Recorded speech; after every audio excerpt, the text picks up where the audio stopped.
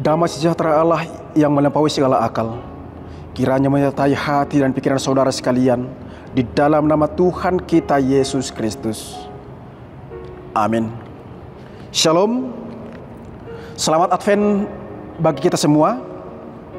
Firman Tuhan yang menjadi khotbah pada Minggu Advent yang kedua tertulis dalam kitab Nabi Yesaya pasal 40 ayat 1 sampai dengan ayat yang kelima. Beginilah firman Tuhan. Hiburkanlah umatku, demikian firman Allahmu. Tenangkanlah hati Yerusalem dan serukanlah kepadanya bahwa perhambaan sudah berakhir, bahwa kesalahannya telah diampuni, sebab ia telah menerima hukuman dari tangan Tuhan 2 kali lipat karena segala dosanya. Ada suara yang berseru-seru, persiapkanlah di padang gurun jalan untuk Tuhan, luruskanlah di padang belantara jalan raya bagi Allah kita. Setiap lembah harus ditutup dan setiap gunung dan bukit diratakan. Tanah yang berbukit-bukit harus menjadi tanah yang rata, dan tanah yang berlekuk-lekuk menjadi dataran. Maka kemuliaan Tuhan akan dinyatakan, dan seluruh umat manusia akan melihatnya bersama-sama. Sungguh Tuhan sendiri yang telah mengatakannya. Demikian pembacaan firman Tuhan. Bapak, Ibu, Saudara, sahabat Delima Ministry yang terkasih dimanapun berada, saat ini kita sudah masuk pada Advent yang kedua. Saya tidak panjang lebar lagi menerangkan apa itu Advent. Advent yang berasal dari bahasa Latin Adventus, artinya kedatangan. Ada 2 konsep pemahaman kita sebagai orang Kristen pada masa kini untuk mengartikan Advent. Pemahaman pertama secara teologis, yaitu menantikan kedatangan Yesus Kristus yang lahir ke dunia melalui perayaan-perayaan Natal yang akan kita laksanakan. Pemahaman yang kedua secara dogmatis, yaitu menantikan kedatangan Yesus kedua kalinya untuk menghakimi orang yang hidup dan yang mati. Spesial Advent di tahun 2024 ini, yakni yang pertama, kita telah mempersiapkan dan memilih pimpinan daerah kita melalui pilkada, dan telah terpilih siapa-siapa yang menjadi pimpinan daerah kita. Mari kita muluskan jalannya untuk kesejahteraan kita bersama. Yang kedua, gereja kita HKBP akan menghadirkan pimpinan pusat, Eporus, Section, Kepala Departemen Koinonia, Marturia, Diakonia, dan Preses pada periode yang baru 2024-2028. Mari kita juga mendoakan, kita topang dengan doa, semoga dipenuhi oleh Roh Kudus, diberikan kebijaksanaan untuk mewujudkan kerajaan Allah yang shalom di tengah-tengah gereja, bangsa, dan di tengah-tengah dunia kita ini. Advent secara liturgi gereja berarti kita akan masuk pada perayaan Natal, dan sebuah tanda-tanda kita akan mengakhiri tahun 2024 dan menyongsong tahun 2025 yang sudah semakin dekat. Jadi jangan sampai ada yang tertinggal, baik utang maupun piutang. Tidak ada orang utang piutang disenamot atau uang, tetapi hutang moral, tindakan, pelayanan pakobasion, sotung, adong, na tartading. Sebab ketika ada niat, pasti akan ada jalan. Di mana ada kemauan, di situ ada jalan. Jadi jangan sampai ada mencari alasan untuk tidak ikut ambil bagian dalam pelayanan persekutuan kerajaan Allah pada suasana-suasana Advent, Natal sampai tahun baru. Amin. Amin. Terima kasih. Pertanyaan bagi kita saat ini, Mang Inang, bagaimana kita untuk memenuhi dan mensukseskan keseluruhan itu? Bagaimana kita untuk mempersiapkan diri? Apa yang harus kita lakukan? Maka khotbah pada Advent 2 ini memotivasi, menghantarkan kita memahami, meyakini, dan menggerakkan hati kita untuk memperlengkapi diri, keluarga, persekutuan, punguan dalam menyambut keselamatan, sukacita, dan kebahagiaan yang telah dipersiapkan Tuhan bagi kita.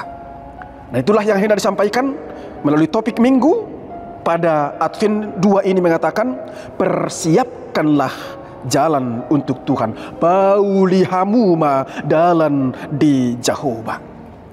Sebagaimana kita ketahui bahwa Yesaya ada 3 bagian: Proto Yesaya, Deutero Yesaya, dan Trito Yesaya. Dan Yesaya pasal 40 ini adalah pasal pertama dalam bagian daripada Deutero Yesaya, pasal 40 sampai dengan pasal yang ke-55. Artinya pasal 40 ini merupakan pemberitaan pertama Yesaya bagi umat Israel yang sudah berada di tengah pembuangan Babel. Apa yang terjadi di tengah umat Israel pada masa teks ini? Bangsa Israel yang sedang menderita, terpuruk akibat dari penawanan di Babel. Tanah milik mereka yang dijarah, Yerusalem sebagai kota kebanggaan mereka, hancur luluh lantak. Kondisi Israel yang diasingkan ke Babel mengalami dislokasi fisik dan kehilangan identitas budaya dan agama. Mereka dipisahkan dari tanah air mereka, dari bait suci. Praktik keagamaan yang biasa mereka lakukan saat itu dilarang, tidak boleh dilakukan. Di Babel mereka diperbudak, mereka banyak berbuat, banyak bekerja, bahkan kerja paksa. Namun mereka tidak akan mendapat apa-apa sebagai upah dari jerih payah mereka. Jadi mengerikan, Abang Inang. Dalam kondisi inilah Yesaya bernubuat tentang kedaulatan Tuhan yang senantiasa berbelas kasih kepada umatnya. Maka pasal 40 ini terkenal sebagai nubuatan penghiburan, seruan penghiburan, seperti dikatakan dalam ayat yang pertama tadi, hiburkanlah, apuli, apuli. Penghiburan bagaimana yang dimaksud? Tentang pengampunan dosa dan kebebasan dari pembuangan. Itulah yang dikatakan dalam ayat yang kedua, tenangkanlah hati Yerusalem, perhambaan telah berakhir, kesalahannya telah diampuni.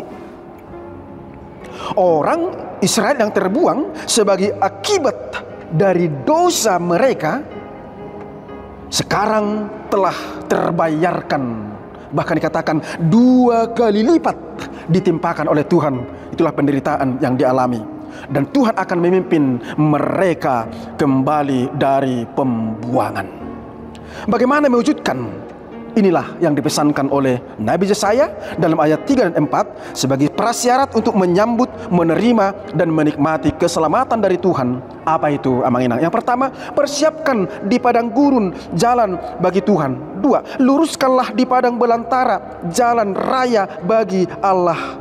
3, lembah, gunung, tanah yang berbukit-bukit harus diratakan. 4, jalan yang berlekuk harus diluruskan. Dengan melakukan itu, genaplah janji Tuhan. Di ayat 5 dikatakan, kemuliaan Tuhan akan dinyatakan dan seluruh umat akan melihat Tuhan yang berdaulat dan bertindak atas umatnya. Diperhadapkan dengan keadaan saat ini, apa yang dibuatkan oleh Nabi Yesaya dalam seruan penghiburan ini menggambarkan bahwa situasi kehidupan di zaman now ini, totalitas hidup manusia, cagar alam, flora dan fauna secara holistik penuh trik dan intrik. Jiwa, hati, pikiran yang bergelombang, penuh tipu muslihat dan kebohongan. Banyak hal-hal yang terjadi yang sulit dinilai di tengah-tengah manusia di zaman ini. Kata-katanya manis kedengarannya, sangat menghibur. Padahal hatinya penuh dengan gerancangan-rancangan jahat. Telah berakar hati yang seperti gurun pasir, gunung dan bukit batu, dan tanah yang berlekuk-lekuk dalam hati manusia. Namun segalanya dapat tersembunyi oleh budaya poles supaya tampak indah, elok dipandang mata. Apalagi menjelang Natal, budaya poles ini sangat tren. Semua dipoles, rumah, gereja, kantor dipoles sedemikian rupa, pakaian juga dipoles, facial wajah. Untuk apa? Supaya semangat Natalan ketika kita kelihatan indah dan smart. Namun sebaliknya, ada yang tidak semangat, bahkan tidak mau ikut Natal karena tidak sanggup memoles dirinya sendiri.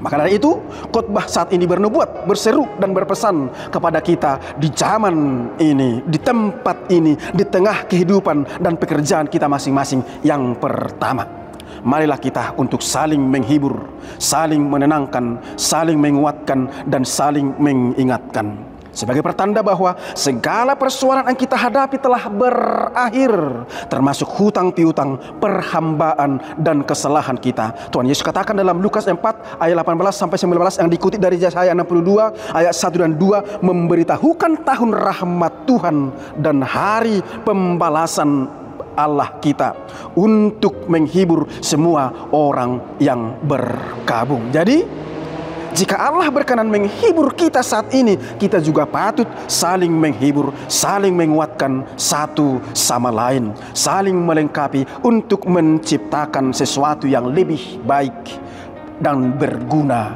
bagi kehidupan kita. Yang kedua, persiapkan jalan bagi Tuhan. Saatnya memperindah diri, memperbaharui hidup. Saatnya untuk membersihkan dan memuluskan jalan dan langkah kita. Sebab Dia mau masuk dan tinggal dalam hati kita. Seluruh kehidupan kita, keluarga kita, bangsa dan gereja kita. Yang ketiga dan yang terakhir, nyatakanlah kemuliaan Tuhan. Dengan apa? Melalui 5 hal, sebagaimana dalam falsafah orang Batak dalam slogan 5 poda: paias roham, paias pamatangmu, paias pahianmu, paias jabum, dohot, paias alamanmu. Bersihkan hatimu, bersihkan tubuhmu, bersihkan pakaianmu, bersihkan rumahmu, dan bersihkan sekitarmu, lingkunganmu. Idolomoni rohani di mata. Sebab itulah yang dikehendaki oleh Tuhan, sehingga Kristus yang kita nantikan boleh masuk dalam kehidupan kita. Selamat Advent, selamat mempersiapkan segala hal untuk menyambut kedatangan Mesias, merayakan Natal dengan sukacita, bahagia. Tuhan memberkati kita semua. Amin.